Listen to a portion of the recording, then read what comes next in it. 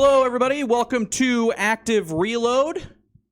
Hi. Welcome to the show. It's episode 56. Is that right? If I remember Yeah, correctly? 56. 56. The big 5-6. Greatest football player, number 56. Patrick Willis. I mean, it's good. I think he but- just went into the Hall of Fame. I actually don't know if he wore 56. No, it's Lawrence Taylor. That's a good answer. That's the right answer, probably, for a lot of people. Yeah. So, 56. Shout out Lawrence Taylor. Broke a guy's leg.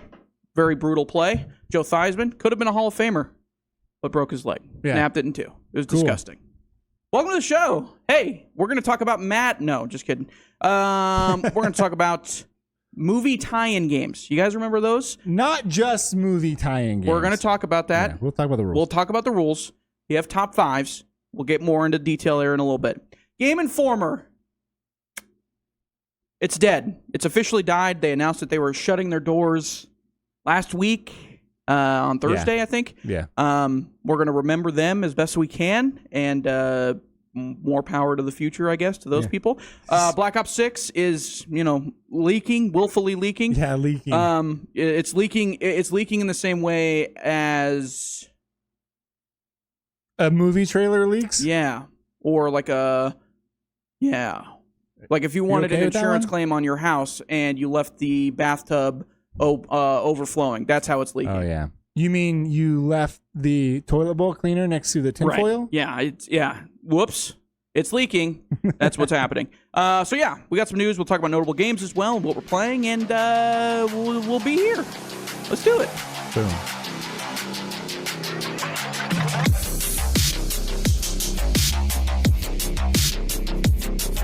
All right.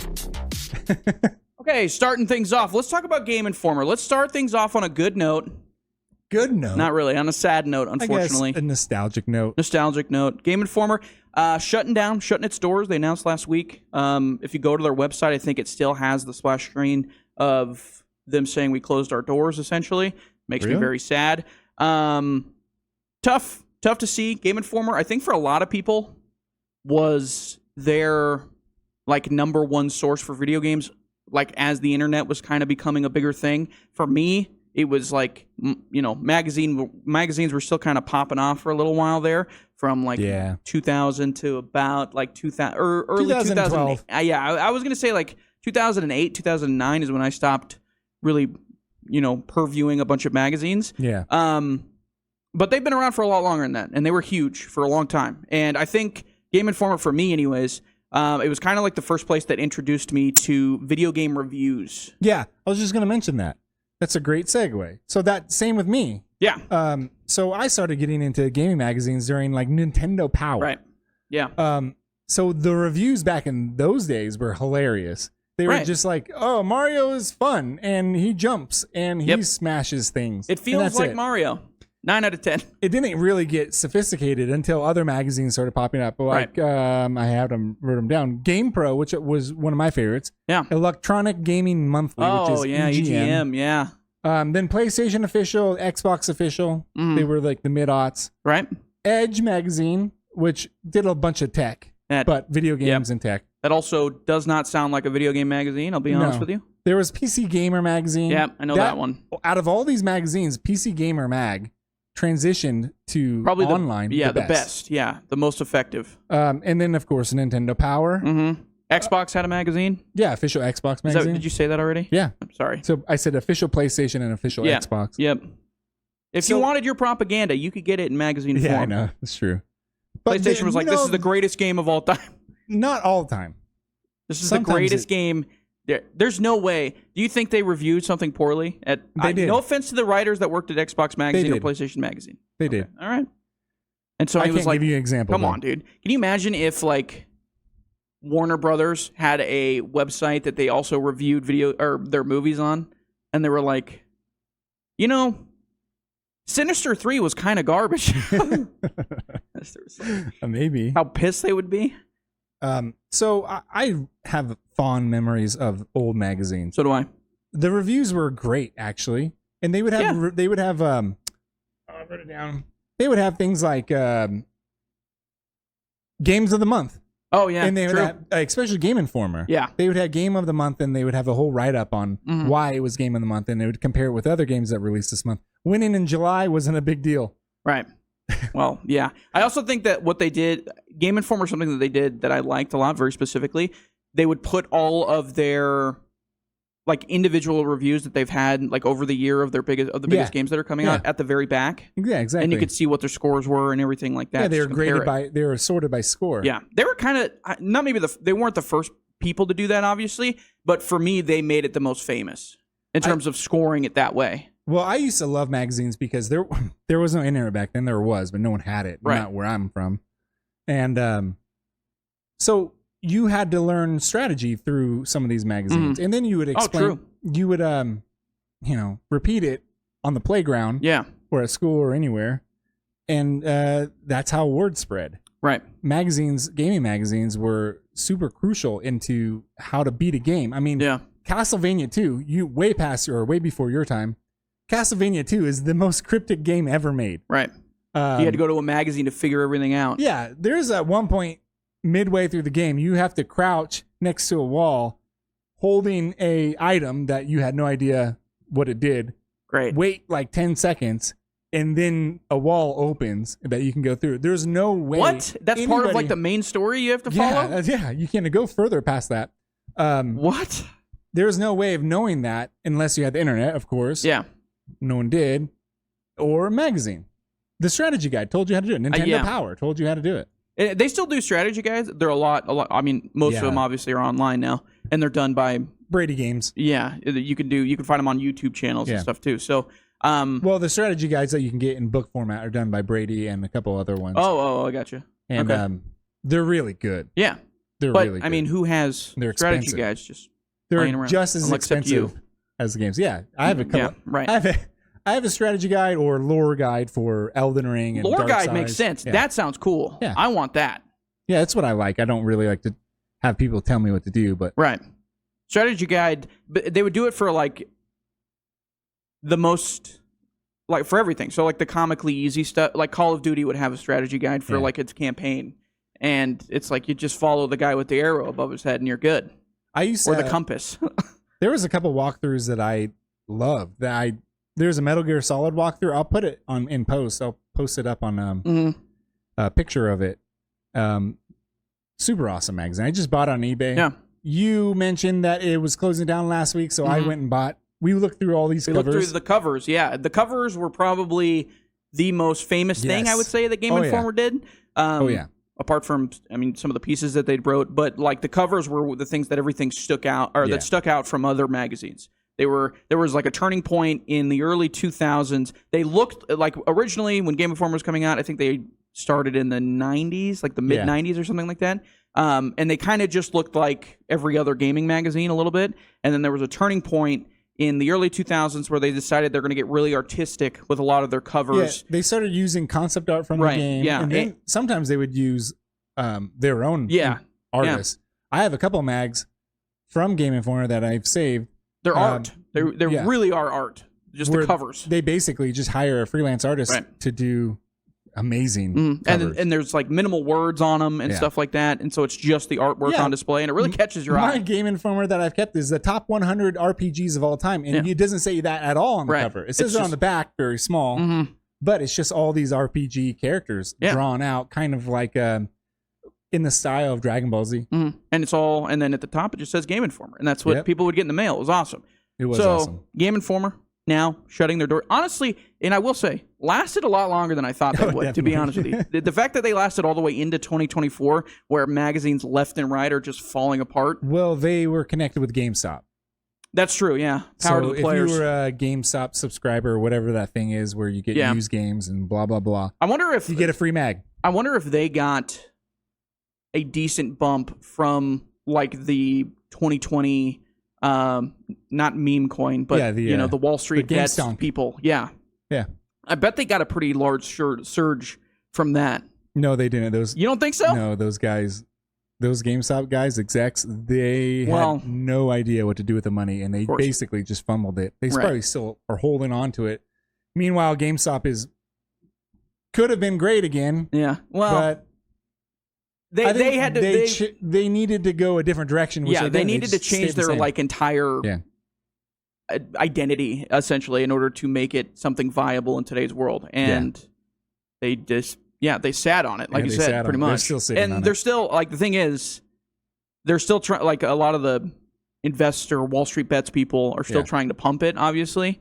Well, I mean, this is kind of off topic, sort of, but they really weren't pumping it. They did like the stock. What is that? The meme? I like the stock. That's we like the stock. Ryan, it was not really Ryan they Cohen, were just Ryan fighting Cohen, against the giant firms that were shorting GameStop. Yeah, the what are they called? Mutual fund people. Yeah. But it was a great story. It was also like right in the middle of the pandemic, and nobody had like anything else to do, and they were like, maybe I'll invest. Why not? I'll get on Robinhood or whatever. Well, back to the magazines. Yeah. Have you seen one of these old magazines lately? No, not other than the Game Informer ones that we were looking up. The first thing that you're going to notice is the amount of images and words jumbled together. There is no real graphic design going on. Right. It's how much stuff can we put into about 150 to 200 pages, where these magazines were thick, by the way. Yeah. And the ads, the old school ads. Oh, true, yeah. They were great. They were crazy. Yeah. Some of them didn't even represent the game at all. Yeah. I remember one specifically because I was a wee child growing up at about 9 years old, and I remember the game Fact 2. Oh, yeah. Can't believe I just remembered that. Fact 2, I think it's Heavy Metal Fact 2 is what it's called. Okay. And it's just this hot lady. She's like wearing almost nothing, and she's just got like a gun in her hand. I think she's got like a cigar or something like that. And I was like, as a 9-year-old seeing this, I was like, what's happening to me? And that's when I figured out I like women. I was like, that's it. Yeah. That helped. But that's what happens. That's what they were putting in the magazines. Not all exactly like that, but they were absurd. There was my favorite ad ever in video game history. Forsaken for Nintendo 64. It's basically a I can't remember what the game's called. It's a PlayStation 1 game / PC game. Descent. It's a Descent clone where you're in a spaceship. You go up, down, left, right, and barrel roll left and right. I think they call it like 16 directions or 8 directions. Yeah. Well, this ad had a blonde girl in a red bikini driving awesome. I never knew what she was riding. Bike or whatever. It's like a bike. It's a hovercraft of some sort. I thought it was in a bigger ship. It's really like a jet motor. It's like a speeder from Star Wars or whatever. Exactly. And she's on it, and it's just that's awesome. And the cover also is just her side of her face, and it says Forsaken. And then you played it, and it was just a pixel going up and down. It was completely different from the ad campaign. Completely. But I still love that game. We back then, you really had to sell video games in a way that they were like, it's not just pixels. Okay, imagine a bikini-clad woman on a speeder from Star Wars. Exactly. And that's what you're doing. Ridiculous. Well, in terms of Nintendo 64, it was polygons, and it wasn't a lot of them. Polygons, right? Tomb Raider. Yeah, I'm sure they had plenty of those ads like that. Yeah. Well, eventually, Tomb Raider was kind of funny because eventually they embraced that polygonal the triangles shape of Lara Croft. True. Now it's extremely marketable now. She's perfect. Shoot, even the newest Tomb Raider game, Shadow, I believe. Yeah. You can play as the old school. Oh yeah, that was one of the Laura, and it's great. And then in Nathan Drake, you can be fat Nathan Drake. Yeah, in the I think it's in the collection, in the Uncharted collection. Oh, there's like it's not a mod, but it's a unlockable cheat or whatever, quote unquote, and you can just be like fat Nathan Drake, and he's running around. He's huge. Cool. His arms are going through him because it's not scaled correctly. Game Informer. Yeah. I don't know. I was really nostalgic about this topic. What was your favorite? Do you have a cover that you remember off the top of your head that you really caught your eye? No, I do. I remember the old Game Pro magazines with Sega Genesis. I think there was a Golden Axe one that I think I really liked, and I had forever. But when I was going through old Game Informer magazines, I did have a couple favorites. Yeah, and I bought them. I bought the one I liked, which was the games of the year 2012. Yeah. And had an artist rendition of a bunch of characters. It was gorgeous. Very it was really cool looking. Graffiti-esque. I think there's like a couple of Assassin's Creed ones that I like a lot from Game Informer that they did really well on. I showed you a picture of one I had of Wasteland 3. Yeah, that one was sick. Very cool looking one. That one was really cool. Look them all up, ladies and gentlemen. Yeah, I'll put them up. You also just look up all the former Game Informer magazine like pictures. You'll actually be kind of blown away. Yeah. There are like there are some that are just like the cover of the video game. Exactly. Yeah. But a good amount of them are just either concept art or artist renditions and whatnot that they put on the cover, and it's really cool. Very good. It's great. It was a great magazine. I'm sad to see it go, but I'm happy it lasted this long, to be honest with you. Yeah. I'm happy my copies probably just went up in value. That's true. Yeah, you could probably sell those for a decent amount at some point. Hopefully. Not anytime soon. Hopefully, yeah. I wonder, but that's the thing. How valuable are I guess Sports Illustrated isn't out of business, but if they went out of business, they're being held on to by their somebody swimsuit else. issues. Yeah. I'm sure at some point will be worth a decent amount of money. Yeah, I actually have a Playboy magazine. Okay. Of Marge Simpson. Great. It's the only Playboy Marge magazine Simpson. I've ever bought in my entire life, because I was in San Francisco going to college, and I was in a liquor store. Yeah. And I saw it, and they didn't cover them. Marge, it's a liquor store. In certain parts of the city. If you're going into a liquor store. And I was like, Marge Simpson? Yeah. And I had to buy it, and I kept it in a little bag, and it's been there ever since. I definitely looked at nude Marge Simpson. That's great. Tell me more. I want copious details. It was like lingerie. Have you ever... The people that are real psychos for that sort of stuff are the ones that like buy them in airports. Those people are insane.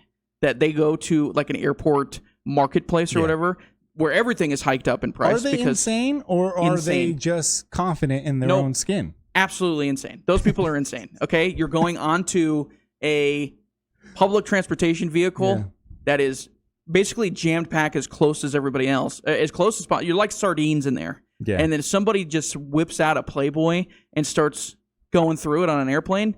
You're insane. I'm surprised they even sell those in airports, to be honest with you. I haven't seen one. I'd buy one. I don't care. They cover them. That you'll know if you next time you go into an airport, like a big airport, if you go to Denver, I'm sure of it. If you go to Denver and go into one of those marketplaces and look up towards the top of the magazine rack, you'll see the ones that have like the cardboard slips. It's right next to the hole that goes into the underground where all the lizard people live. Yeah, that's true. That's true. I thought you were saying another hole. Let's move on. Black Ops 6. Yeah, Black Ops 6. It started leaking. Let me talk about it first. Leaks. I saw an actual... I don't know if it's an actual leak. James, are these leaks anymore? No. No, they're... hold on. We've even mentioned this Yeah, on we've this talked show. about this. Yeah. They're especially not Call leaked. of Duties. Yeah.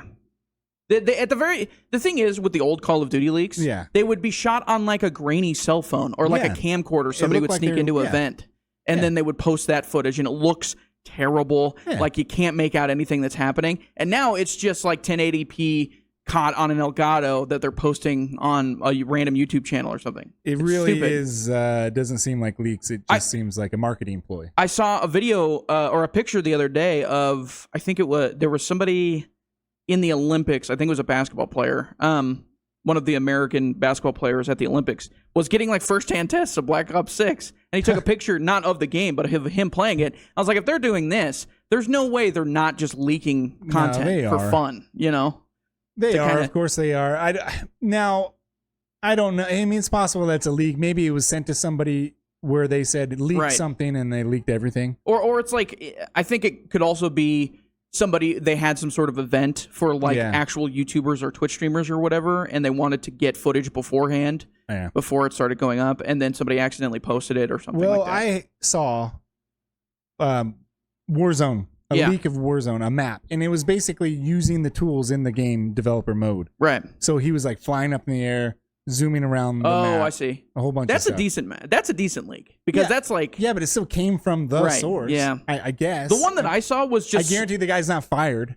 Oh, no. He's only got me to pay attention to. Yeah, exactly. There's so many people. Are you kidding me? They probably will never find the person that leaked it. Yeah. The other thing, what I saw was just a straight up multiplayer match. Was it a new map? I knew it was Black Ops 6 because it was a new map, but there was different weapons, and like the announcer voice was different than anything I'd heard. So it was like, okay, this is just Black Ops 6. Okay, I have a question for you then, James. Mm-hmm. Did you notice the new mechanic where, what is it, the new animation? Dive and shoot? Yeah. Was any of that displayed? I may have seen it, but I don't remember it like popping up. You know, because you can like lay on, you know, you've seen the Rainbow Six Siege. Yeah. Crouching or laying down on a set of stairs and their feet are and you're planking like crazy.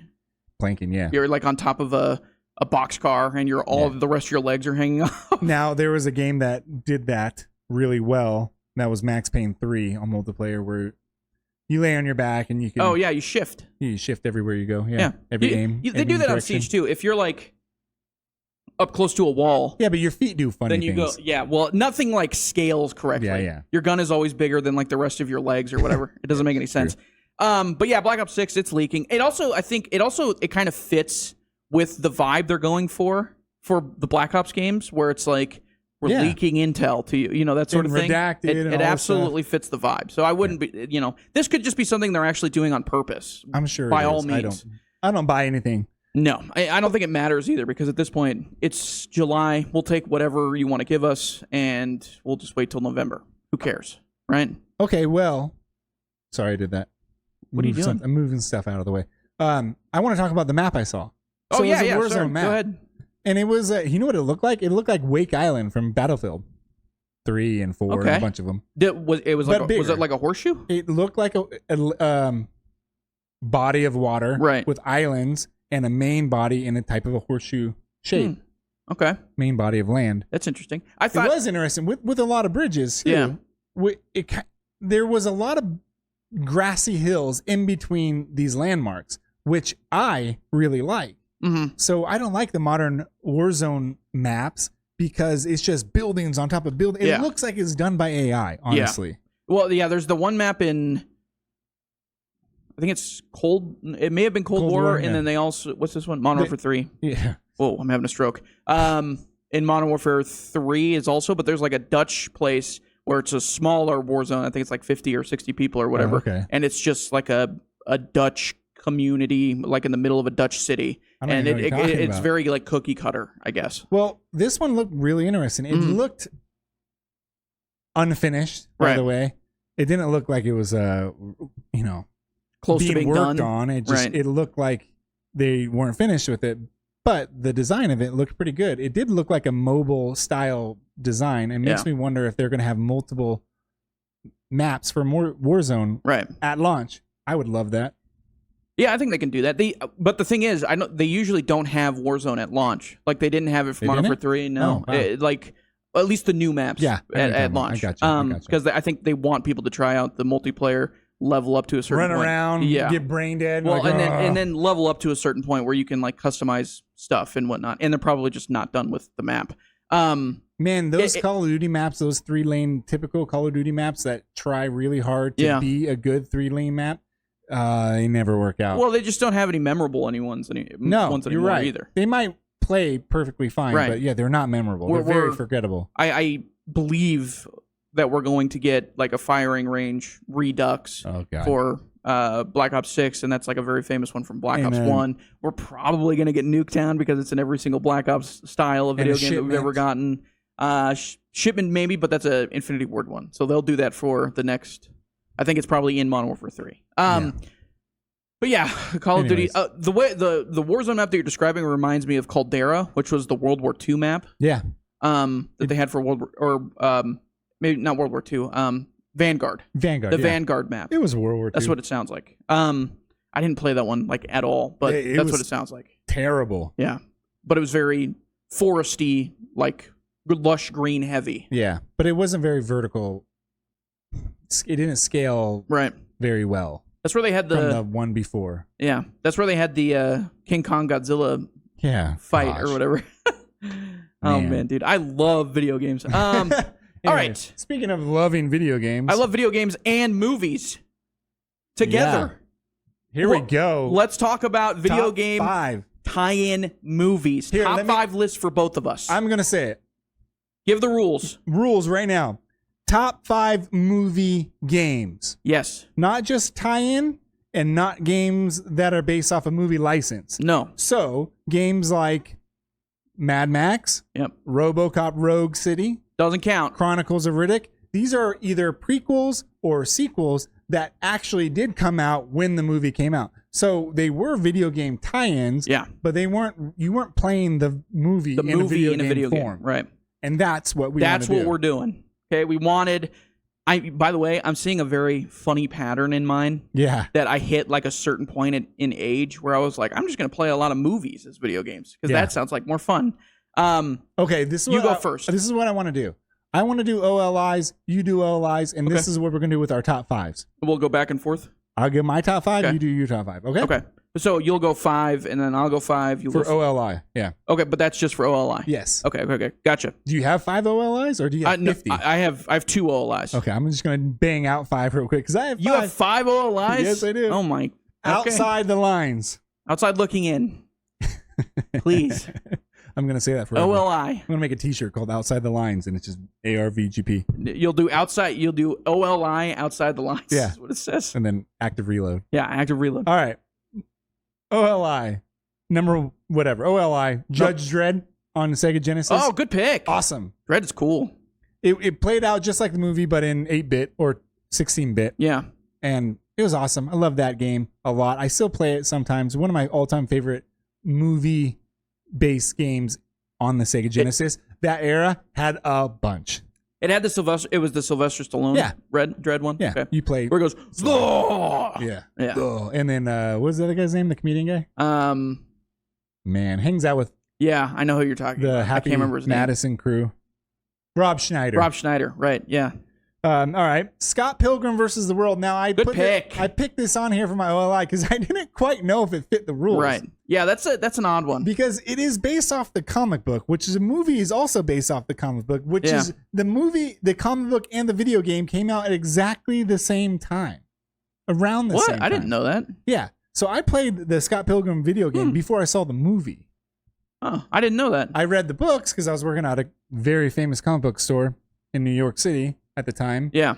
And I didn't know if this fit because it does follow the movie pretty well because the movie follows the comic book pretty well. So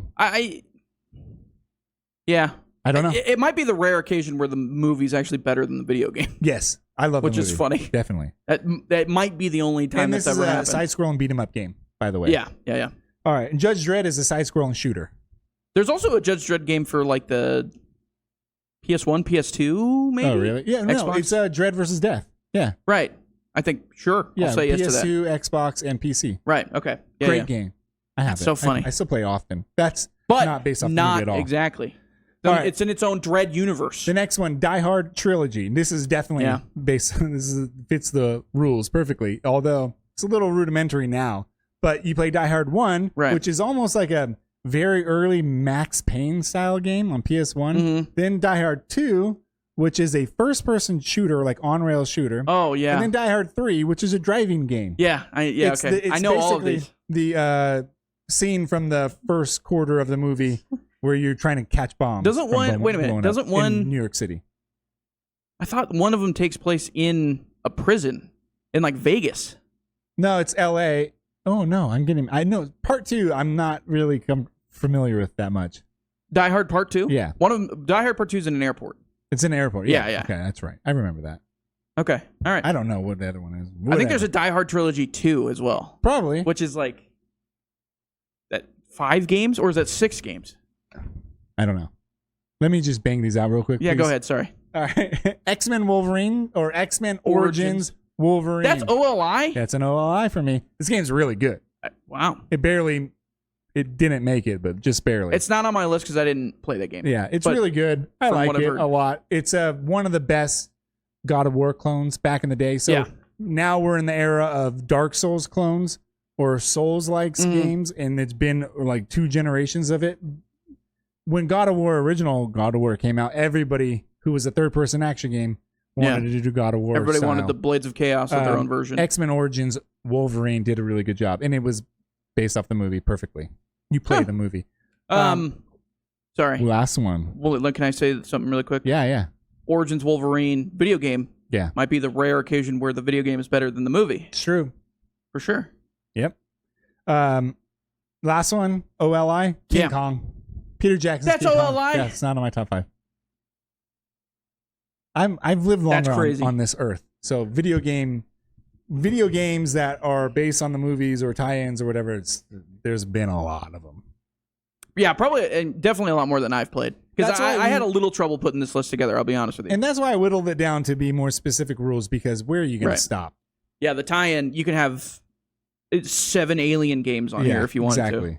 to. Okay, so that's your last OLI? Yeah. All right, my OLI, I have 1 actual game that I played. And then another one that I have on here as well, The Great Escape, OLI. Yeah, that's good. That's a pretty solid. It's a pretty solid sneak game. It's based on the movie from the 60s, 50s, 60s, or something like 60s, that. yeah. It's got who's the guy? The actor. Oh, it's got died. Clint Eastwood? No. The cool act, James Dean. James Dean. Yeah.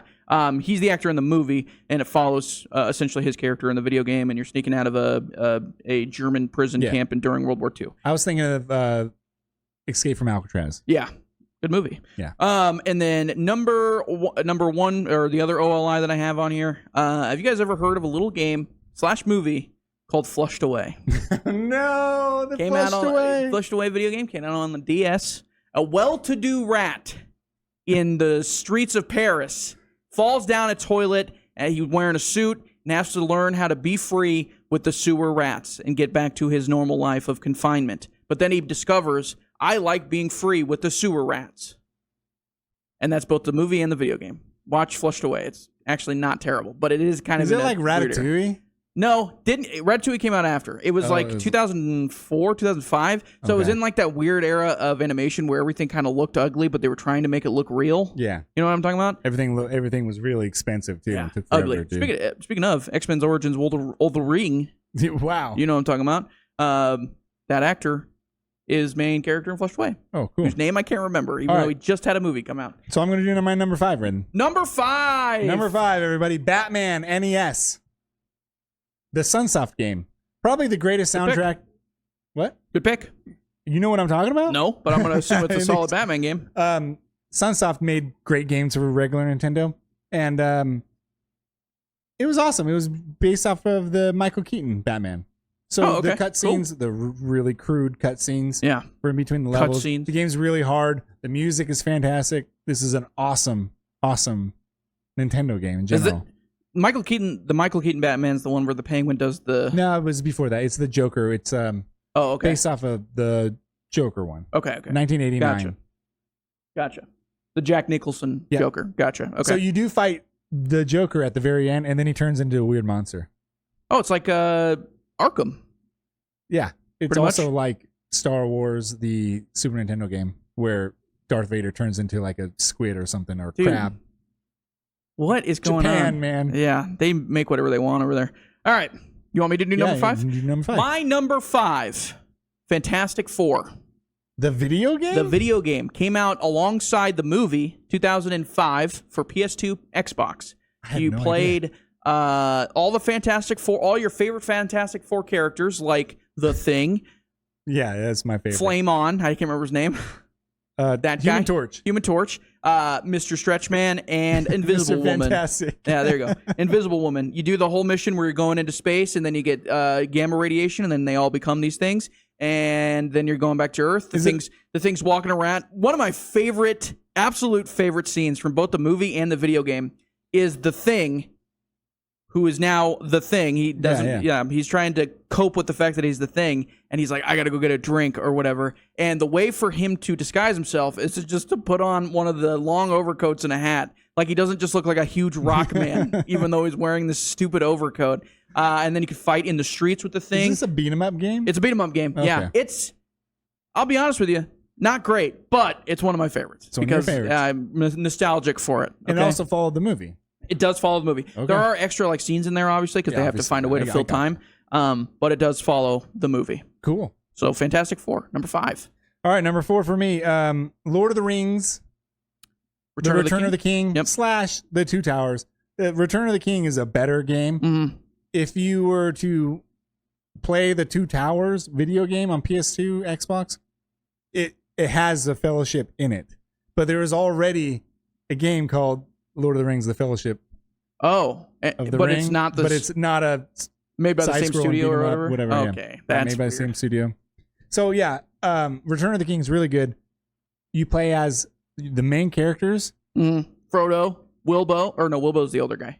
I don't think he plays as Frodo, but plays Gandalf. I always play as Gandalf, Legolas, Aragorn. And Gimli, and Aragorn. Yeah. Okay. There are a bunch of characters that you can unlock. It follows the movie perfectly. They even have clips of the movie. Return of the King came out before the Return of the King movie. So it spoiled a lot. What? It completely spoiled the game or the movie for me. So, I knew. Wow, that's crazy. I knew. I mean, I had read the books when I was younger. Yeah. I don't remember much, but I definitely didn't remember Aragorn going into the underworld place and asking all these dead people, the dead army or whatever. I spoiled that with the game. That was an awesome part in the game too. Wow, what? I had no. That's really good combo. Kind of stupid. Really good combo button mashing game. Mm. It's like in between a side-scrolling beat 'em up and God of War.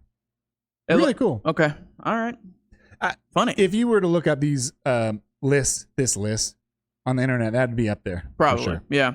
I've seen a lot of people talk about that game. Number 4 for me, King Arthur, 2004 came out alongside the movie King Arthur with I had his name last week and I can't. Keira Knightley's in it. She plays the archery lady. And you're talking about the guy from Sin City. Yeah, I can't remember the guy. And also, I almost said Of Mice and Men. That's not right. Children of Men.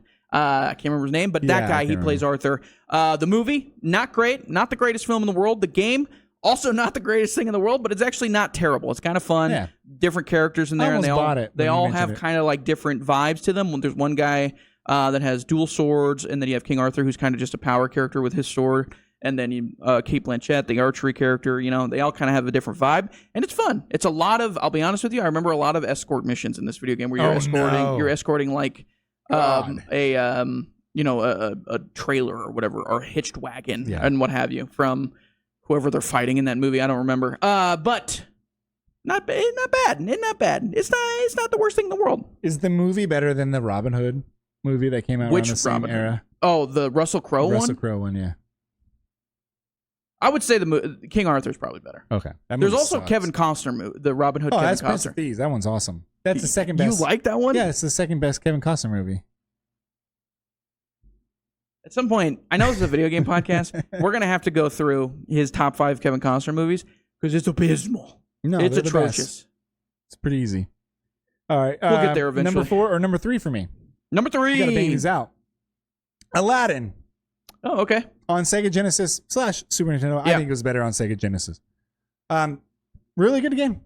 Everybody loves this game. Is it a side-scroller? Yep. Okay. Platformer. I think I've seen this game. Definitely like a platformer game, kind of like Sonic or Mario, but more closer to Sonic.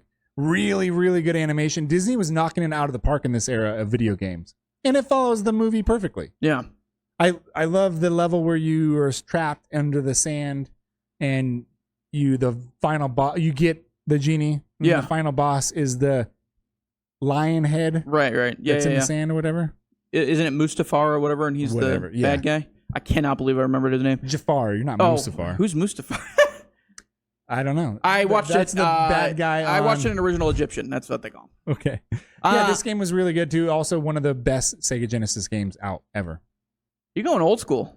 Yeah, man. Yeah, I mean, you can't forget that era. Minor. The Konami, Capcom, Disney, and all these producers and publishers and developers, they were killing it with licensed movie games. That's also that was probably pretty easy profit for them too. Because it was also aimed at kids. Yeah, a movie producer walks up to you and they have no idea how much this costs, and they're just like, "Make us a game." Yeah, probably. All right, number 3 for me, Revenge of the Sith. Star Wars Episode 3, Revenge of the Sith. Follows the movie basically exactly. Does the same thing that you were talking about, cutscenes of the movie spliced in with the actual video game.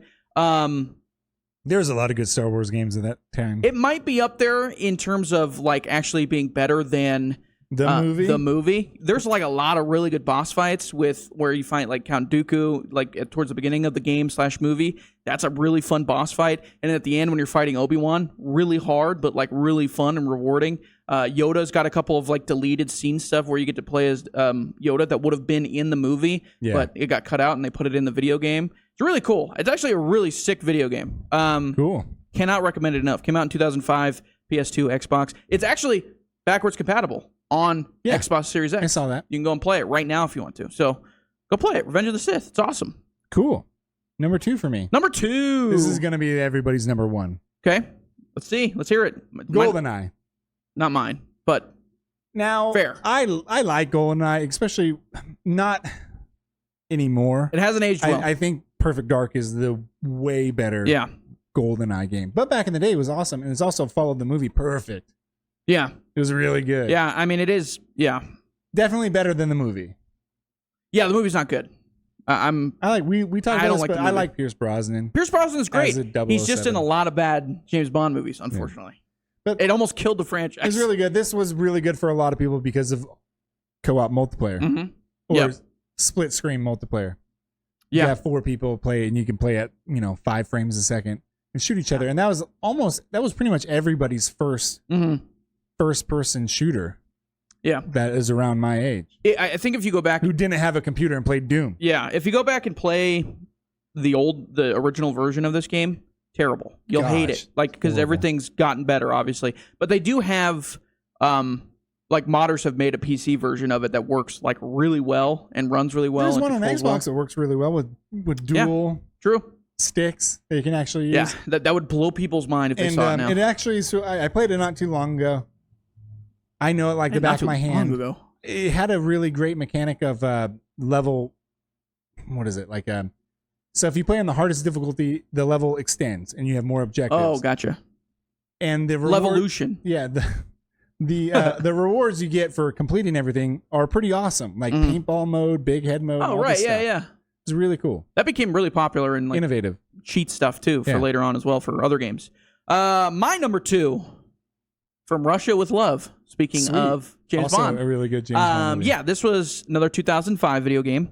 They saw the success of GoldenEye, and they were like, we're just going to make a bunch of James Bond video games, and one of them was From Russia with Love.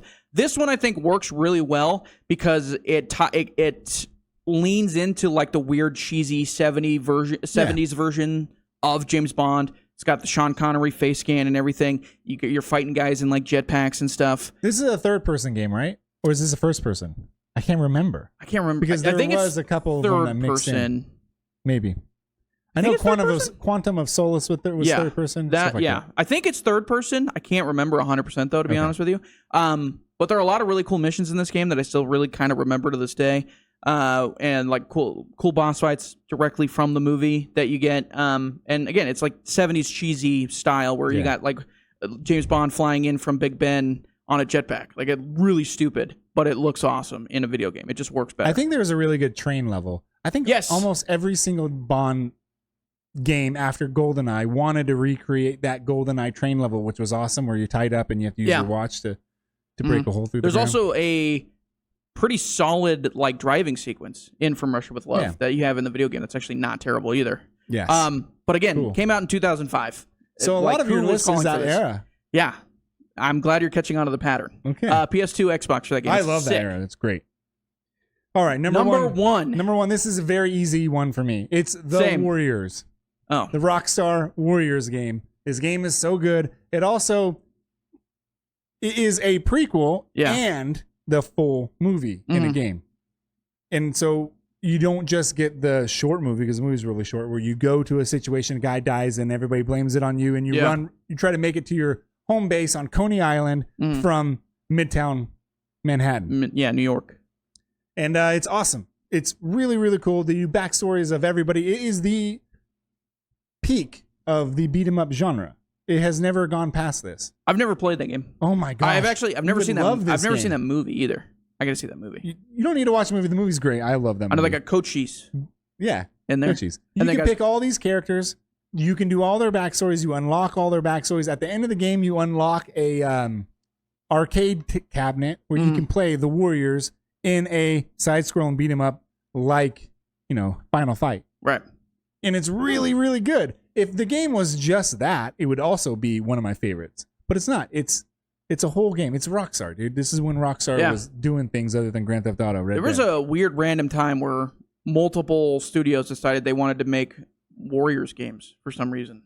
There's a Rockstar version. I think there's 2 other versions of Warriors. The Warriors movie really influenced game design, I guess, in the 80s, because we're what are we going to do? These kids like to play games where you run around and fight. Beat things up.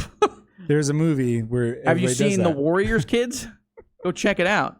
Yeah. I love that game. It's awesome. There's a whole bunch of mechanics in that game that work really well. You even get a gun at the very end, pick up stuff off the ground. You fight the baseball furies in the... Dude, I One thing I will say about Warriors is I love the names of all the gangs. There's the Baseball Warriors. The Baseball Furies. Baseball Furies. The Warriors. The Dandies. The Chemists. No, hold on. Man, Joker's I can't Goons. You're messing me up. But there's like the punk rock style. And it's all based on neighborhoods in New York City. And they're awesome. The Foot from Teenage Mutant Ninja Turtles shows up in there somewhere. Yeah. You have to fight a bunch of Japanese people in purple pajamas. Yeah, TMNT. I was going to put that in there, but it's a show. I couldn't count it. Yeah. They had a cool TMNT video game in there. Number one for me, also easy. I've talked about it multiple times. I know what it is. In the show. Multiple times in the show. It is Gotcha, Flushed Away. No, I'm just kidding. No. Number one, Peter Jackson's King Kong. Yeah, based on the movie from Peter Jackson. It's awesome. I think actually they made this video game with like Peter Jackson's eyes, if that makes sense. Like he was watching as well, and that kind of is what inspired him to want to do a Halo movie as well. Yeah, funny enough. It's awesome. You get to play as King Kong. You get to play as Adrian Brody, who is reprising his role in the movie as well. So is Jack Black. They sound terrible, but that's because they're actors and they don't really understand what video games. Jack Black does. He sounds fine, but reading the script basically. Yeah, and they don't really understand the situation or what's going on. So you'll hear like Adrian Brody be like, 5 magazines on standby, but it's like not that cadence or anything. It just sounds really weird. It's awesome. Just go play King Kong. It's sick. You get to save the woman. Secret ending at the very end too. If you get there, tell me about it. Okay. You get to, and at the very end, Jack Black, if when King Kong dies, he goes, what does he say? I just ruined that. He says, when King Kong dies, he dies. Well, if you know King Kong, you know he dies. I mean, the original movie came out when I was. You weren't born yet. Yeah, 80 years before me. He said it was like love that slayed the beast or something like that. That's what he says. It's really corny. But honestly, and the Peter Jackson King Kong movie also not terrible. If you haven't seen it, go watch it. It's a little too long, but I like it. Yeah, same. I agree. It's a little too long. But the game, awesome. Go play the game. It's sick. Cool. Peter Jackson King Kong, number one. We did it. And that's what you did. Awesome. Yeah. That's really cool, James. Good top 5. One of these days we'll get a TV series top 5 tie-in TV series games. Well, that's going to be Ninja Turtles. Turtles in Time. There's an ungodly amount of SpongeBob games for some reson. There was one remastered this year, by the way. I played it. There's a SpongeBob movie that came out this year, too. We'll maybe get to that at some point. We can talk about Jimmy Neutron. I mean, there's so many. So many. So yeah. Let me bang out. We only have about 13 minutes. We'll bang it out. Way past the time. Look at that time. Yeah, we'll be all right. Let's hit it. What do we got? Notable games releasing this week. What's coming out? Not a lot. Volgar the Viking Part 2. Have you ever played Volgar the Viking Part 1? It's not vulgar. I just figured that's what, because he's vulgar. I don't know. Sounds like Rygar. All right, we'll go Volgar. So vulgar, maybe. Okay, whatever. Sure. Volgar. Sounds more Viking-esque. Yeah, you're right. I just figured it was vulgar because he's vulgar. It's very colorful. Right. He's a Viking. Action platformer. Lots of yellow. Yes, and red. Right. Blood. Yeah. Vikings. Really cool. I like the first one. The second one, I had no idea it was even going to be made, but I like indie games. So shout out to Volgar. Some of these you could be making up. 2. And then that's it. But I wanted to mention Game Pass. Oh, yeah. Went up in price, and we get these games. Mafia Definitive. Well said. Mafia the Definitive Edition, which is the remastered of the old game. To be fair, yes, I believe if you get that edition, you get all 3. 1, 2, the and 3. Game Pass Definitive? I believe so. The Definitive Edition came with 1, 2, and 3. The Definitive Edition is a better way of saying remastered. Because it's a remastered version of the Mafia series Definitive Edition. It's a remake. Which, by the way, really solid remake. If you haven't played Mafia, it's really good. The remake is really good. A lot of people don't like the driving part because they've never played a driving game in their entire life. Because it's a very good driving mission. I like it. You have to go around a track, old school. Oh, right. You're talking about the actual racing mission. Yeah. It's because it has a lot of weight to it, and you can't. Yeah. It's not an arcade game. Yeah, it feels like you're driving a torpedo. Yeah, it's how awful. It used to be. Like if you hit somebody, it feels like you'll kill everybody involved. For God's sake, every time people complain about this part of the game, just brake before you turn. How many people? Just slow down before you turn, and then you'll win. How many people are you running into that have a complaint about? No, people on the internet, they hate this game because of this. From the original, even the original Mafia, they didn't like it. And I will say the remake does the controls better in the racing part. Which makes sense. But I swear, on my life, it only took me one try to beat the original racing level. You have to get under, you have to win. I think. And then it only took me one time to beat the remake.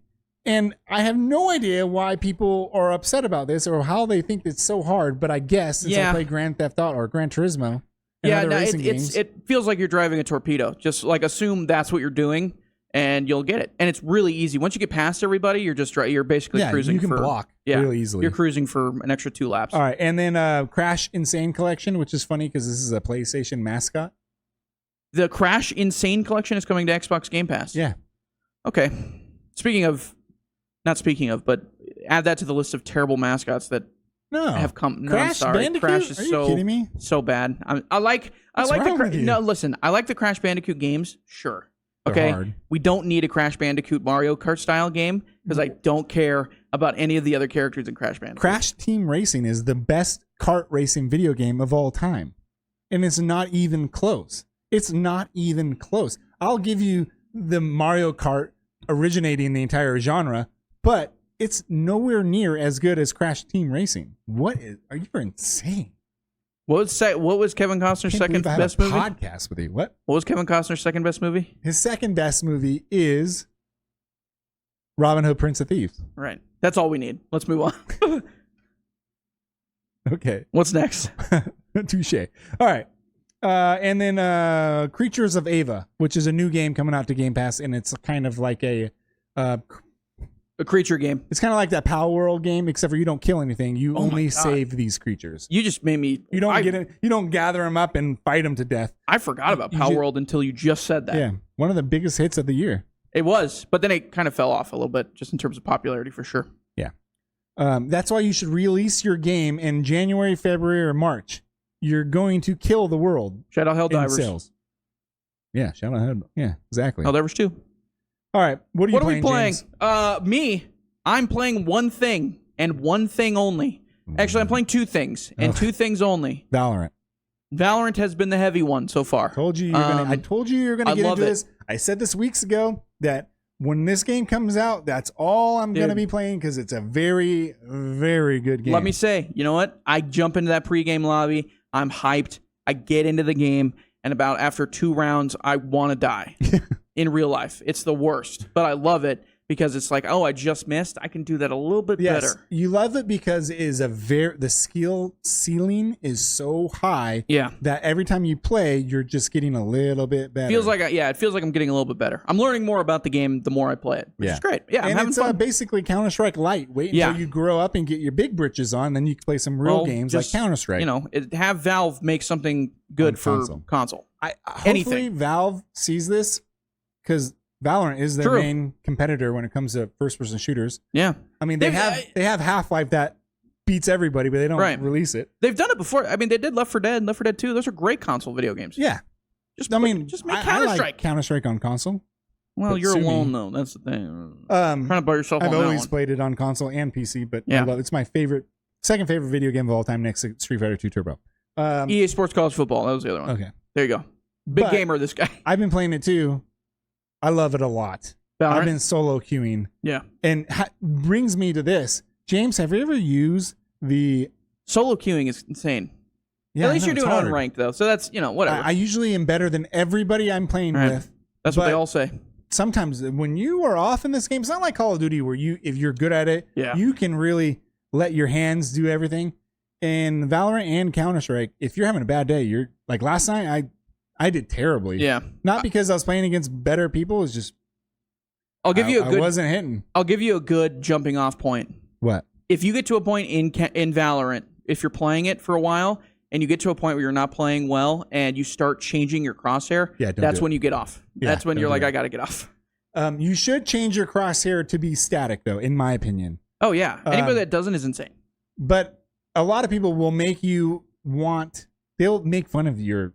Oh, Have you noticed that? I make fun of people's crosshairs. They make fun of people's crosshairs. I don't understand why. I do. Why? It's because it's funny. Because you'll see somebody with like the ugliest thing you've ever seen, and they'll have like bloom on. I'm like, oh my god. A lot of people make it very, very tiny. I don't think you should do that. Mine covers up about a quarter of the screen. They always say because they don't want you to use the outside of your reticle as a point to shoot. You should actually go into the middle, but it does help me, so they can go eat it. Mine's just a dot. Is it a big dot? A little dot. So I have a square.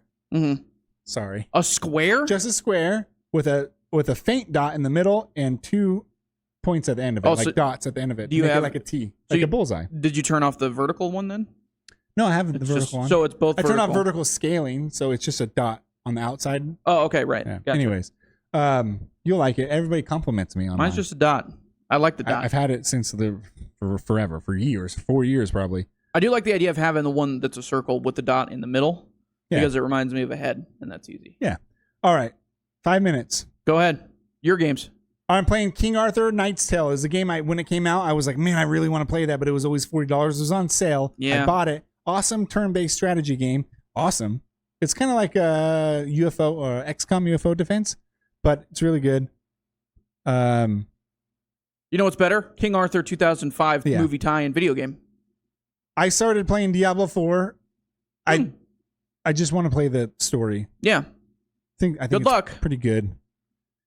I don't want to do like the weekly like the events. I don't they're like, why is there an event going on? Yeah, they kind of force it on. I go into the town and some lady's like, oh, there's like a monster. No one believes me. He's like, what are you talking about? Just look over the fence. There's monsters everywhere. Yeah. And there's bosses like raining down. It's kind of it doesn't fit the aesthetic of the game. The way that it's a active multiplayer map. So whatever. I still like it though. It's pretty good. Halo Infinite, played it because I watched a Halo Championship series and they added a whole bunch of stuff. Played it. I love it. Mouse and keyboard. That's my mouse and keyboard game. I am so good on a mouse and keyboard compared to a controller. Mm-hmm. I suck. My controller skills have just gone down.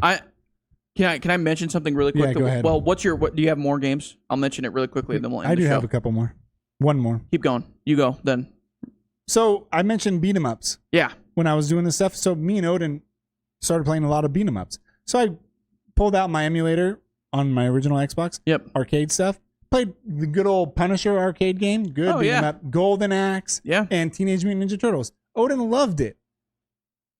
I thought he was going to hate it. I think he played about a year ago and he doesn't remember, but he did not like it because it was just tapping the same thing over and over again. But now he's older. He's like getting into boxing and wrestling. And so wrestling. I gave him a game where you box and wrestle. Yeah. Swing swords. And it's cool. Good pick. And we had a good time. That's what I'm playing. All right. I'm going to wrap things up by saying this. I'm really scared Halo is on its way dying. I'm really scared. I'm scared that Halo is on the verge of dying. Really scared about that. I'm pretty scared about that. Dude, I just played about 17 different game modes. We'll talk more about that next week. They were all populated. I had no problem getting I'm scared about it. I'll be honest with you. I'm worried. All right. We added another competitive multiplayer shooter to consoles that is better than Infinite just this past couple weeks ago. Yeah. And that'll make me really sad if it's true. I can't wait till you get your hands on Counter-Strike and you're gonna be like, wow. I thought Valorant was good. Counter-Strike if they do that, then Halo. Yeah, there's definitely room for a Halo type of multiplayer and a Counter-Strike type of multiplayer. A good one on console. A good Halo. Yeah. That people actually want. An arena style shooter. And it has to be well maintained. That's the hard part. That Infinite took way too long to figure out, I think. I like how Valorant is killing it right now when no one thought I was telling the truth. And also, they do not sell skins like character skins. They sell weapon skins. But, okay, you're correct. Money. For an exorbitant amount of money. If you want a knife, you have to pay about $30, $40. $40 it was for a knife. Did I buy it? Yeah, but you bought that's a knife? Absurd. Yes, you needed one knife. Needed one knife. All right, you get it. Oh my Check the God! Daily Store. What'd you buy? Pretty cool knife. I'll show it to you. That's later. one thing that Counter-Strike does better because the knives are extremely rare. I know you have to spend probably way more than $40. I was gonna say, where's the packs that you can buy that maybe get you a knife? But like, there's no rarity to these weapons because anybody can get them. But they still look pretty good. I want a karambit though. I have a baseball bat, but it came with the battle pass. That's a good one too. Okay, let's wrap it up. Thank you very much, ladies and gentlemen, for tuning in to Active Reload. We're on time. We'll be back next. Remember, if you're watching on YouTube, like, subscribe. If you're listening, rate, follow. And if you're doing either of those, do the opposite and go over to the other side and do the same thing. Does that make sense? Thank you. Appreciate it very much. We'll be back next week. And next week we will be talking mainly about before the invention of diapers. Gosh. Did babies just like kind of poop all over themselves and we went along with that? You had towels that you washed. We'll talk more about it next week. Okay. See you guys there. Peace. Mom's got the stories from arcade days, NES and Genesis through gaming's golden phase. James brings the sports talk with youthful flair, mixes up devs but he's got heart to spare. From the latest news to games of the week, their banter's strong, their knowledge unique.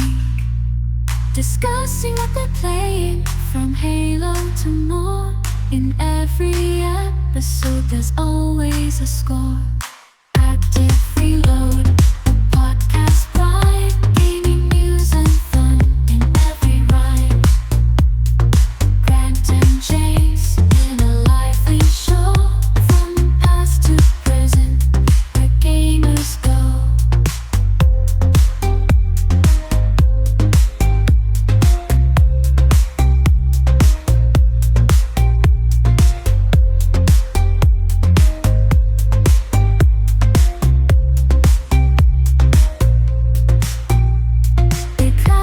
Console wars, young versus old.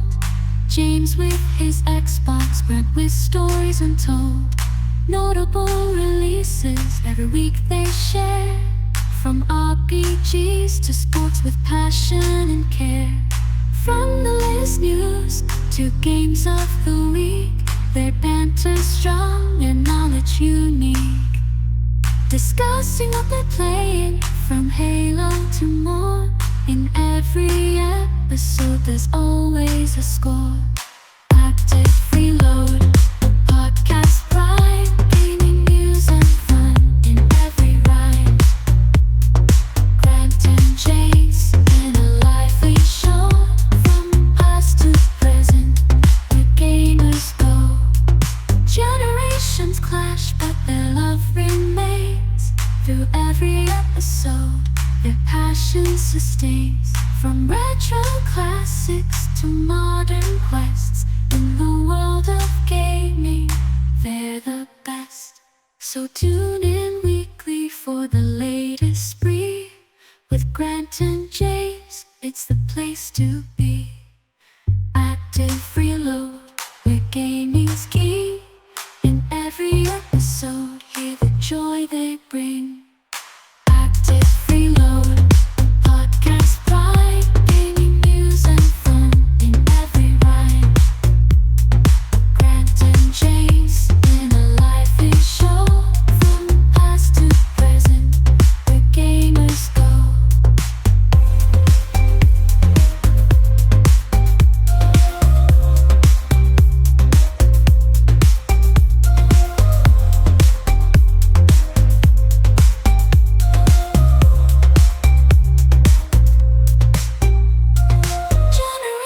Clash, but the love remains. Through every episode, their passion sustains. From retro classics to modern quests, in the world of gaming, they're the best.